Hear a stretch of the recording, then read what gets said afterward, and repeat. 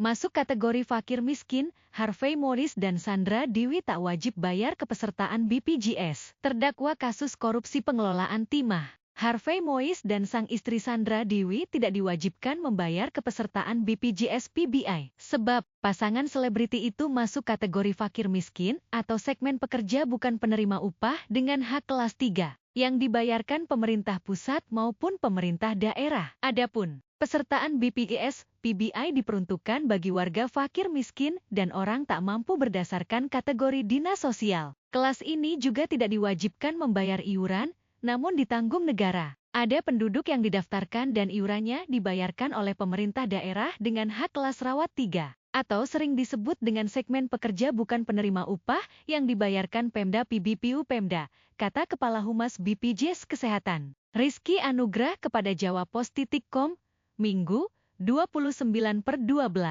Rizky mengungkapkan, kepesertaan BPJS PBI tidak harus kategori fakir miskin, melainkan seluruh penduduk yang belum terdaftar sebagai peserta program JKN. Namun, peserta BPJS PBI ini harus bersedia diberikan hak kelas 3. Ia memastikan, kepesertaan BPJS PBI ini sepenuhnya ditetapkan oleh pemerintah daerah. Dalam hal ini, kepesertaan BPJS terhadap Harvey Mois dan Sandra Dewi ditetapkan oleh pemerintah Provinsi DKI Jakarta. Adapun nama-nama yang termasuk dalam segmen PBPU Pemda ini sepenuhnya ditetapkan oleh pemerintah daerah setempat, tegas Rizky. Harvey Mois dan Sandra Dewi terungkap menjadi penerima BPJS PBI setelah publik menyesalkan vonis yang dinilai rendah terhadap terdakwa kasus korupsi pengelolaan timah yang merugikan keuangan negara 300 triliun rupiah.